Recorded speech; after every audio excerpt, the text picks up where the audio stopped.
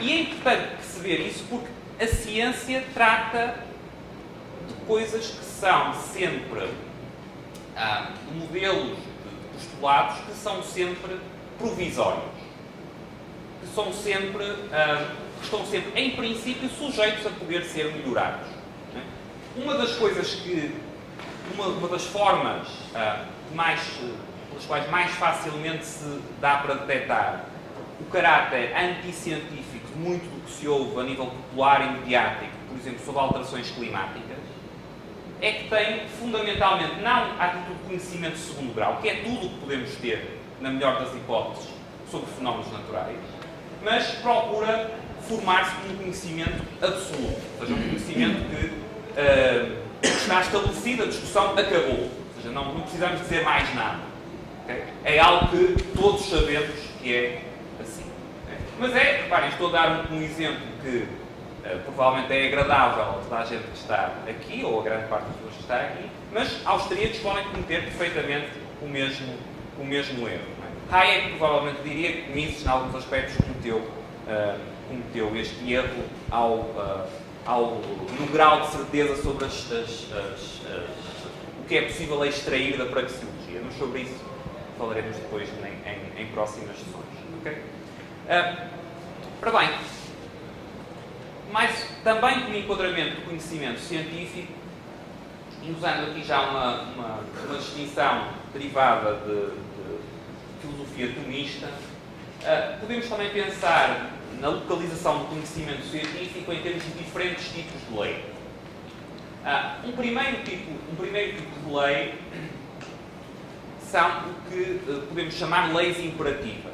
O que é que são leis imperativas? São leis que se dirigem à vontade e que dizem o que deve ser feito. Portanto, indicam finalidades da ação.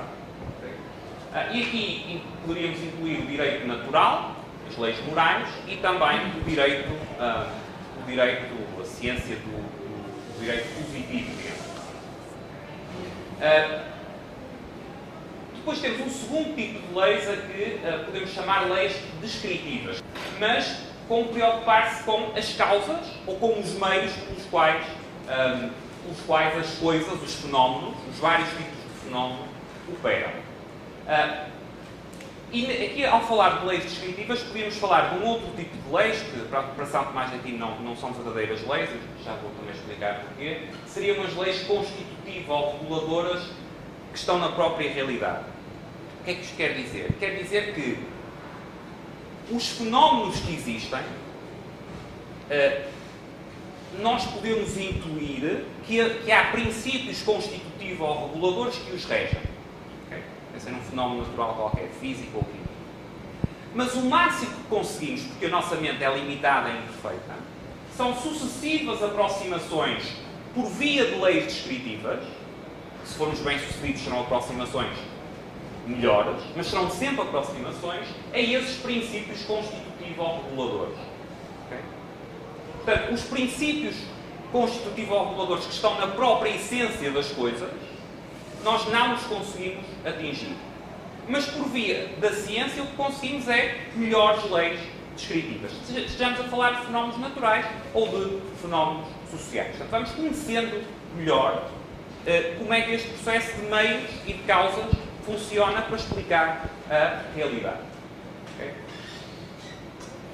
E as leis científicas, em função dos fenómenos que estudam, podem se dividir em leis das ciências naturais e leis das ciências sociais. E essa diferenciação de fenómenos tem implicações a nível do método que é utilizado, do método apropriado para chegar a essas leis.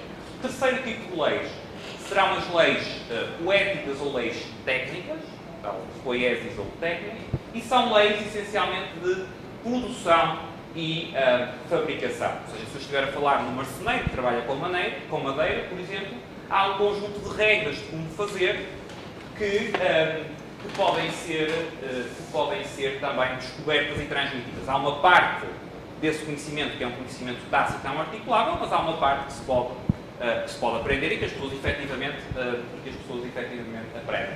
Se eu estiver a falar de poesia, há uma série de regras de métrica que eu posso aprender e série de regras de linguagem que ajudam, mas eu posso ser muito bom nessas regras de métrica e mesmo assim ser um péssimo poeta. Okay? Mas há uma parte há uma parte ainda assim que não é resultante, ou que não se esgota na experiência. Okay? Ora bem, com isto terminamos o nosso segundo subponto. Portanto, eu ia agora abrir para, antes do intervalo, 2, 3 questões que queiram colocar, para podermos discutir um pouco. Diga. Eu teria. Eu não entendi ao certo essa questão das leis constitutivas, em que elas difeririam de uma lei natural vinda da razão, assim. Ok, aqui o ponto é o seguinte, é que na medida em que a nossa razão, a razão humana, é imperfeita, okay? Ou seja, ela nos permite dizer algo. A posição não é uma posição pós-modernista, porque nós não sabemos, no fundo, não sabemos nada sobre nada, só sabemos nossas circunstâncias e mais nada. Não é isso. Portanto, nós podemos saber algo, mas o que podemos saber é limitado e é de forma imperfeita.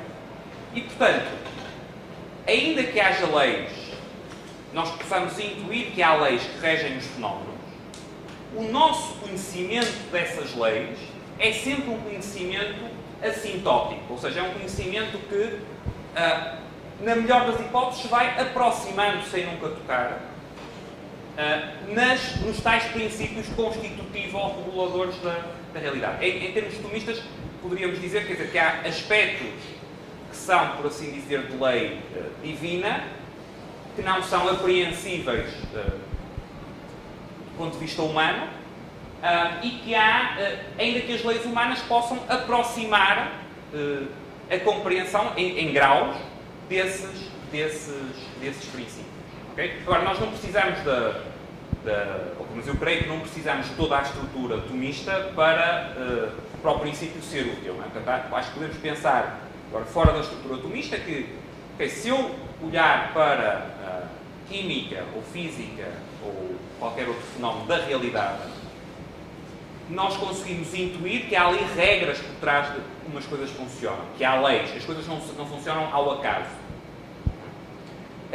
Mas o que nós, com a nossa mente, conseguimos perceber sobre a estrutura subjacente da realidade, o conhecimento que conseguimos ter sobre a estrutura subjacente da realidade, é sempre um conhecimento assintótico, por aproximação, por graus de aproximação. Portanto, o que podemos ir fazendo é diminuindo o nosso grau de ignorância, mas não podemos aspirar, enquanto humanos, a ter um conhecimento absoluto, certo, da natureza das coisas.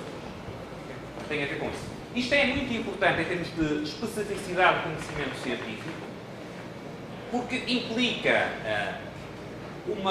da posição do cientista, natural e social, ainda que as implicações do cientista social sejam bem mais, potencialmente mais graves, implica uma atitude de humildade face ao seu próprio métier, à sua própria atividade e às respostas que ele acha que pode dar a questões concretas.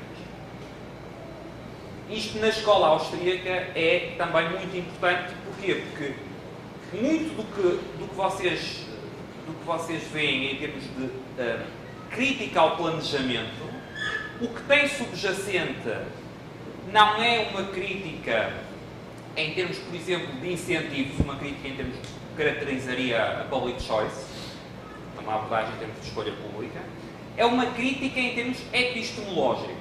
É uma crítica de que há uma impossibilidade face à natureza do conhecimento requerido para executar as finalidades a que o agente se propõe e que isso resulta do que Hayek chamaria o fatal conceit, da presunção fatal de eu presumir que conheço coisas que não posso conhecer.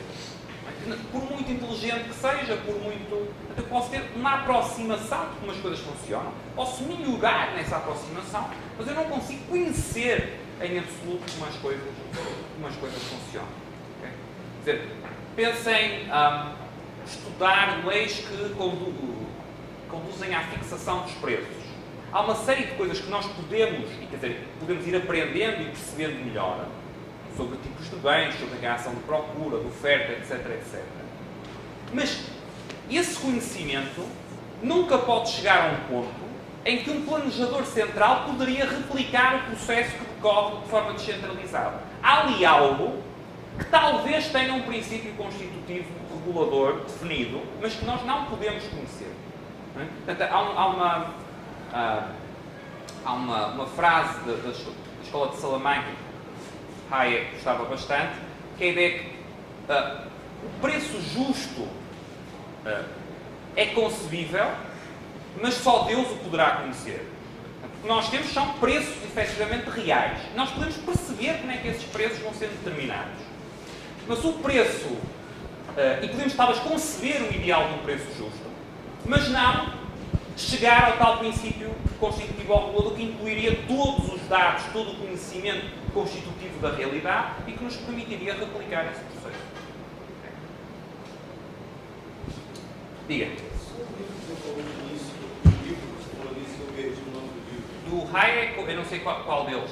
Mas eu acho que era o mais grosso que falou, já encheu uma loja mais aprofundada. Do José Manuel Moreira, talvez. Em português? Ok. Ele está na lista que vocês têm de bibliografia do curso, mas é Filosofia e Metodologia da Economia, em F.A. Hayek, ou a redescoberta de um caminho terceiro para a compreensão e melhoria da ordem alargada da interação humana. Ok. Está na bibliografia do curso. Está na bibliografia do curso. Já agora uma nota. Porque o caminho... Depois vamos já para o intervalo. Porque o caminho terceiro? O caminho terceiro tem a ver com muito do que eu aqui, muito sinteticamente, estive a explicar. Que é perceber que a ciência, a verdadeira ciência, está algures entre a tal sabedoria, a tal verdade, que só podemos, aqui, do ponto de vista humano, só podemos chegar do ponto de vista intuitivo, e também entre o senso comum. Portanto, está entre as duas coisas. É algo que nós aplicamos a razão, mas em que, se for bem feito, aplicamos a razão consciente das limitações da própria razão. Okay? Portanto, não é tal coisa. Não é nem não sabemos nada, não podemos saber nada, mas também não é a forma de chegarmos à verdade. À verdade com V maiúsculo. A ciência não é isso. Não é uma coisa de acaso, é uma forma de saber algo sobre a causa das coisas, sobre os meios para atingir fins, etc. Mas não é uma forma de chegar à verdade com o V maiúsculo. Este caminho terceiro tem, entre outras coisas, a ver também com isso. Okay? Diga. Tá. Há uma pergunta sobre isso. O que os filósofos da ciência acham dessa posição do Hayek? Tem aceitabilidade no mundo da filosofia da ciência? Eu diria que tem, curiosamente, uma das áreas onde tem mais aceitabilidade em psicologia, portanto, inclusivamente o Sensory Order, que é uma aplicação destes princípios à psicologia. É um livro que, na altura, quando foi publicado, teve uma recepção muito fraca, que recentemente tem tido um crescendo de interesse em psicologia. Em termos de filosofia da ciência, eu diria que, infelizmente para a filosofia da ciência, o que você tem hoje em dia difundido, eu estou sendo gravado, vou tentar usar termos não muito politicamente incorretos, e em especial associado a várias correntes pós-modernistas, é um conjunto de ideias tão confusas, tão pouco articuladas, que é difícil, eu diria que qualquer tipo de crítica. Eu estou a dizer isto porque vamos pensar no marxismo, não é? O marxismo, independentemente dos erros que você acha que o marxismo tem uma metodologia, tem uma maneira de olhar para a história, etc, etc.